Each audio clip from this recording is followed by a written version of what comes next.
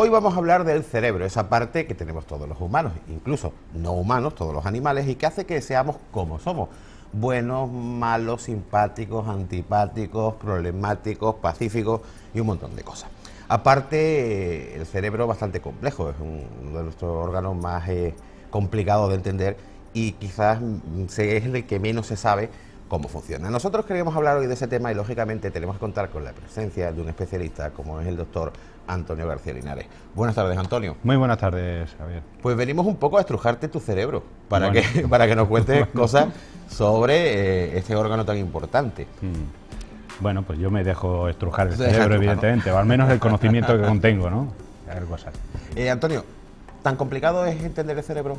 Entender el cerebro es complicado por la cantidad y volumen de información que existe y en cómo se procesa esta información dentro del cerebro. No es tarea sencilla, pero poco a poco se está entendiendo muchos procesos que hasta ahora no se conocían. Tú sabes muchísimo de eso porque, como recordarán nuestros telespectadores, hace aproximadamente, pues creo que 3 semanas, más o menos, emitimos un reportaje sobre Brain Dynamic, que tu empresa se dedica en definitiva a ver cómo funciona el cerebro con objeto de poder prever enfermedades tan complicadas como puede ser el Alzheimer, ¿no? Efectivamente. Entonces estáis aprendiendo muchísimo más de lo que... Sí, estamos trabajando con volúmenes de información tremendas, pero bueno, estamos trayendo una serie de conclusiones que son muy importantes.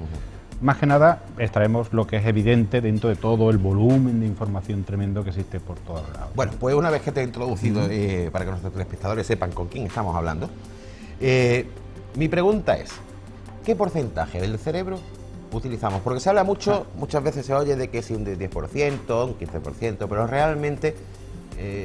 Bueno, siempre se ha dicho que solamente utilizamos el 10%, no es cierto. Yo desde mi punto de vista, mi experiencia, pienso que realmente usamos el cerebro. Es más, la naturaleza no deja las cosas así porque así. Todo tiene una razón de ser y por lo tanto todo el cerebro se utiliza. Otra pregunta sería saber o plantearnos, decir, ¿sabemos realmente qué ocurre con ese 90% que no conocemos? Esa era la siguiente pregunta que te iba a hacer. Es decir, nosotros sabemos que vemos, oímos, tocamos, todo al final, todo el sistema nervioso del cuerpo va para el cerebro, ¿no? Es decir, que nos hace, distintas partes de él nos hacen sentir determinadas cosas.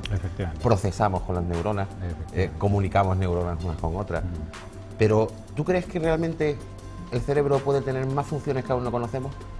Es como el que se compra un coche y hasta que no pasa mucho tiempo realmente no sabe para qué era el botoncito. ¿Tú crees que puede haber algo más allá de lo que hasta ahora conocemos? Hombre, conocemos mucho realmente, como ya comentaba, pero es probable que nos llevemos más de una sorpresa en los próximos años, a medida que las investigaciones y la tecnología nos ayuda a comprender mejor ciertas áreas del cerebro. Claro, porque la tecnología ya está empezando a entenderse con el cerebro, ¿no? De hecho, hay muchos dispositivos para ciegos, para sordos, que van al sistema nervioso y el cerebro los entiende. Exactamente, y además no solamente los entiende, sino que pueden convivir unos con otros, ¿no? Hay un experimento, si me permite, que es curiosísimo, ya es un poco antiguo, pero es curiosísimo.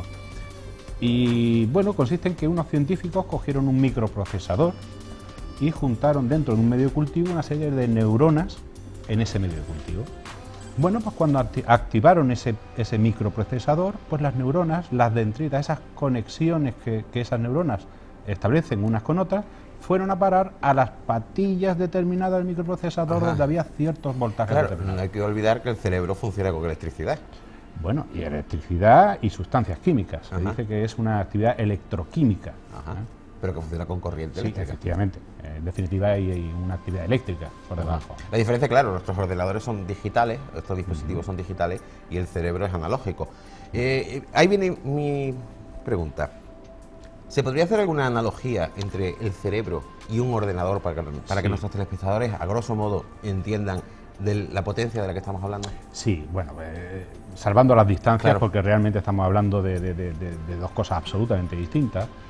Pero hay que reconocer que, bueno, muchos de los avances que existen en la informática o en dispositivos para que los ciegos o los agentes sordas puedan escuchar, provienen muchas veces de la observación de lo que es el cerebro humano, cómo funciona, y a partir de ahí se extrapola al mundo de la tecnología.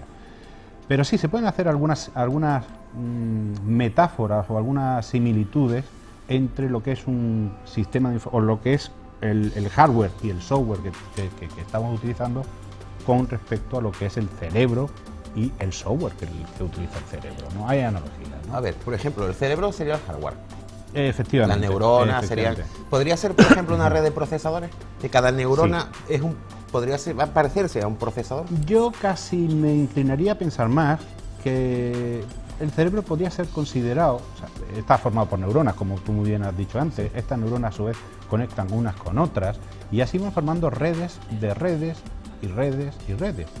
Es algo así como tener toda Internet metida en la cabeza, ¿eh? Son redes y redes, que en definitiva esas redes... Cada ordenador de la red es una neurona. Exactamente. No, más que una neurona es un área cerebral. Vale. Sí, o una zona cerebral, ¿no?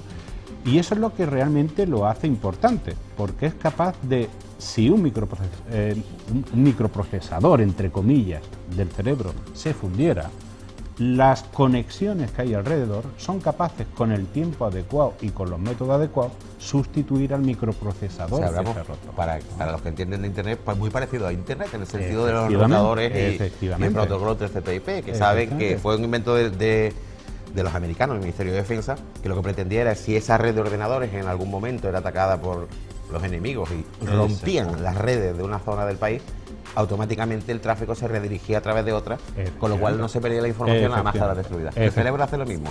Sí, hombre, de forma limitada, sí, pero lo hace, es capaz de hacerlo. Y de hecho es una de las características más importantes quizás del cerebro, que es su plasticidad, ¿eh? Es la capacidad de modelarse a sí mismo.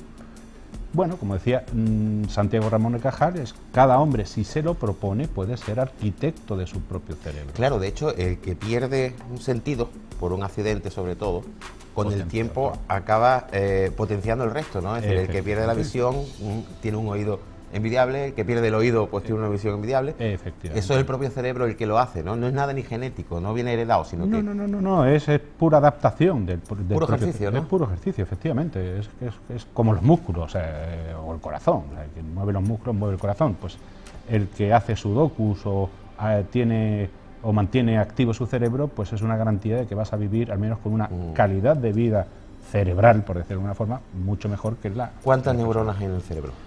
Millones, miles de millones. Miles de millones. Hablamos de que Internet se queda pequeño, ¿no? Sí, las redes, ¿no? Estamos hablando de unas dimensiones tremendas. Miles de millones. Por lo tanto, tenemos una analogía que es la red neuronal con la red de ordenadores que componen Internet. Hablemos de los distintos procesadores, porque el cerebro está dividido, ¿no? Sí. Entonces, cada área del cerebro tiene una función. Efectivamente. Podríamos considerar, como decíamos antes, que ciertas áreas o cada área del cerebro es como un microprocesador de ordenador. Vale, tenemos una, por ejemplo, para la visión. Por ejemplo. ¿Eso equivaldría al procesador gráfico o tarjeta gráfica de un PC? Sí, pero damos una vuelta de tuerca más, porque hay zonas del cerebro que se encargan de ver y otras de saber qué estamos viendo.